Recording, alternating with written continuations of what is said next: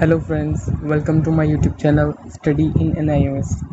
So today we will discuss about examination fees of October-November 2025.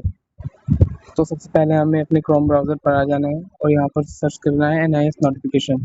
जैसे कि मेरे पास में ये पेज आ चुका है, मैंने पहले ही सर्च किया था, आप सर्च कर लीजिए।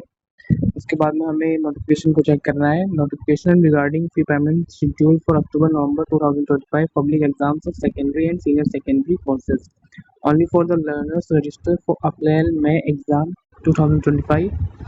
तो दोस्तों इसका मतलब ये है जिन बच्चों ने अप्रैल मई 2025 के लिए रजिस्टर किया था और एग्ज़ाम दिए थे लेकिन किसी वजह से वो क्लियर नहीं हो पाए हैं या उनके कम मार्क्स आए हैं तो वो अक्टूबर में एलिजिबल हो सकते हैं एग्ज़ामिनेशन फ़ी पे करने के बाद।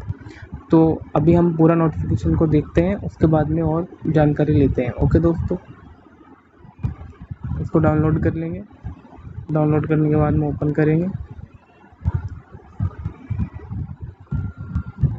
तो देखिए दोस्तों ये नोटिफिकेशन आ चुका है। मैं थोड़ा जूम कर देता हूँ जिससे आपको ज़्यादा मुश्किल ना हो पढ़ने में। तो देखिए, in continuation to the notification number 26 dated 22nd May 2025 regarding submission of exam fee for public examination of NIOS secondary and senior secondary courses October-November 2025, the schedule for registration and fee collection for all registered learners of April-May 2025 examination is as under। तो दोस्तों हमें सबसे पहले ध्यान देना है कि हमारा एडमिशन कौन सी सीज़न के लिए हुआ था। जैसे कि हमें पता है हम 2025 अप्रैल में के लिए एलिजिबल थे, हमने उसमें एग्ज़ाम दिया था। लेकिन तो जैसे कि for all registered learners of April में 2025 एग्ज़ामिनेशन, यहाँ पर सिर्फ ऑल 2025 यानी कि अप्रैल मई में जो भी एडमिशन्स थे, जो भी एलिजिबल थे स्टूडेंट्स, उन्हीं के बारे में बात हो रही है। उससे पहले वालों के लिए या उसके बाद वालों के लिए बात नहीं हो रही है यहाँ पर। तो विदाउट लेट फ़ी जो है वो आप 15 जुलाई 2025 और 28 जुलाई के बीच में कर सकते हैं। इसमें आप मतलब ये मान लीजिए कि 28 जुलाई से पहले कर देगा तो आपको कोई लेट फ़ी चार्ज नहीं होगा।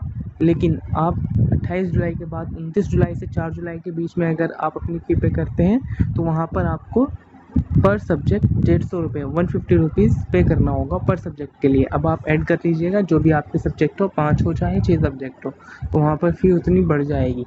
ओके दोस्तों, उसके बाद में अगर आप और ज़्यादा लेट करते हैं 4 तारीख के बाद में, 5 तारीख से अगर आप 5 तारीख के बाद या 5 तारीख को अगर पे करते हैं आप, तो आपको 1600 रुपये पर लर्नर, या ध्यान दीजिएगा यहाँ पर लर्नर बोला गया है, पर सब्जेक्ट नहीं बोला गया है। कभी आप समझोगे भाई हमें 1600 रुपये पर सब्जेक्ट के हिसाब से देना होगा, ऐसा नहीं है।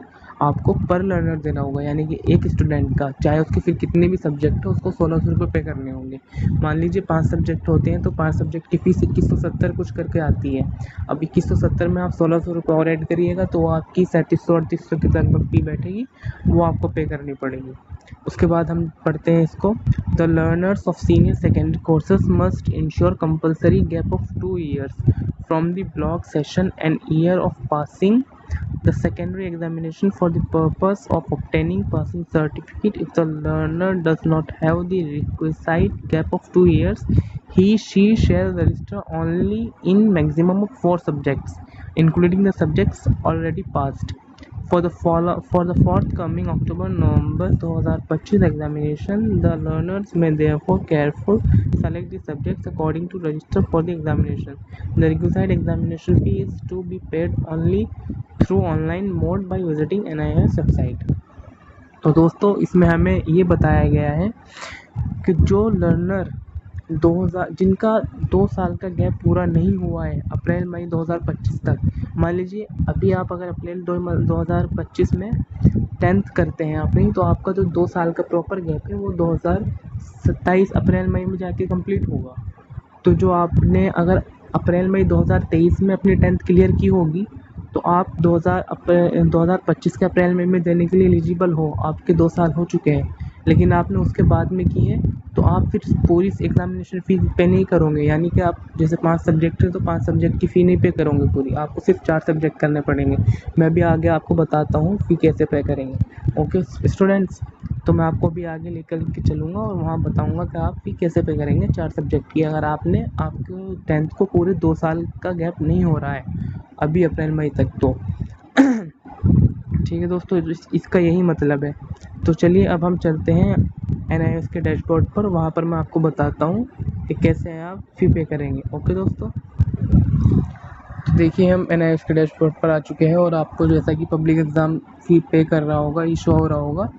तो हमें जो है पे पब्लिक एग्ज़ाम फ़ी अक्टूबर नवंबर 2025 पर क्लिक करना है, फर्स्ट वाले पर। सेकंड वाले पे नहीं करना है, हमें उससे कोई मतलब नहीं है, हमें फर्स्ट वाले पे क्लिक करना है। तो हम फर्स्ट वाले पे क्लिक करेंगे। क्लिक करने के बाद में हमारे सामने ये इंटरफेस आएगा। इस इंटरफेस में हमें सब्जेक्ट सेलेक्ट करने के लिए दिए जाएंगे, ऊपर हमारी इन्फॉर्मेशन है और यहाँ पर सब्जेक्ट की इन्फॉर्मेशन है। अब मान लीजिए अगर आपका 2 साल का गैप पूरा नहीं हुआ है, आपने मान लीजिए 2023 के अक्टूबर में अपना 10th क्लियर किया था, तो अभी आपका 2 साल कंप्लीट नहीं हुआ है, तो आपको सिर्फ 4 सब्जेक्ट जैसे कि बायोलॉजी, केमिस्ट्री, इंग्लिश और हिंदी, इन्हीं की फ़ी पे करनी होगी और सबमिट कर देना होगा। पेंटिंग और फिजिक्स छोड़ देना होगा। ये आपका 6 महीने बाद में एग्ज़ाम होगा, जब अगले पब्लिक एग्जामिनेशन आएंगे। ओके, तो जैसे कि इसमें नीचे दे रखा है, kindly note that there should be minimum 2 year gap between 10th and passing 12th। तो आपको अप्रैल 2023 में आपने की होगी 10th, तो आप एलिजिबल हो अक्टूबर में देने के लिए 6 के 6 सब्जेक्ट का अपने दोबारा से। लेकिन अगर आपने नहीं की है तो आपको सिर्फ 4 सब्जेक्ट का ही देना है। इस बात को अच्छे से रिमाइंड कीजिएगा फ्रेंड्स कि आपको सिर्फ 4 सब्जेक्ट का ही करना है, नहीं तो आपके पैसे खराब जाएंगे और NIS कोई भी रिफंड नहीं करता है। मैं आपको ये भी बता देता हूँ। अब जिन जिन बच्चों का ऐसा है कि भाई उनको पूरी फ़ी पे करनी है, तो आपको बता दूँ मैं, आपको सारे सब्जेक्ट सेलेक्ट करने हैं जैसे कि हमने कर चुके हैं, और हमें सबमिट पे क्लिक करना है। सबमिट पे क्लिक करने के बाद में मेरे पास आ जाएगा पेमेंट का ऑप्शन। पेमेंट पे करने, ये देखिए यहाँ पर सारे सब्जेक्ट आ चुके हैं और यहाँ आपकी टोटल फ़ी आ चुकी है, और 70 रुपये जो है ये 70 रुपीज़ ये ऑनलाइन प्रोसेसिंग फ़ी होती है। अब इसको पे करने के लिए आपको सीधा आ जाना है HDFC पर। यहाँ पर क्लिक करने के बाद आप आएंगे मेक पेमेंट पर। मेक पेमेंट पर क्लिक करने के बाद में आपको सीधा ये पेमेंट पेज पर ले आएगा। यहाँ पर आप किसी भी तरीके से पेमेंट कर सकते हैं, यहाँ पर बहुत सारे ऑप्शन है। मैं जो प्रेफर करता हूँ वो आप UPI से पेमेंट कीजिएगा। यहाँ पर गूगल पे, PhonePe, Bhim, Paytm, any other UPI सब कुछ चलता है।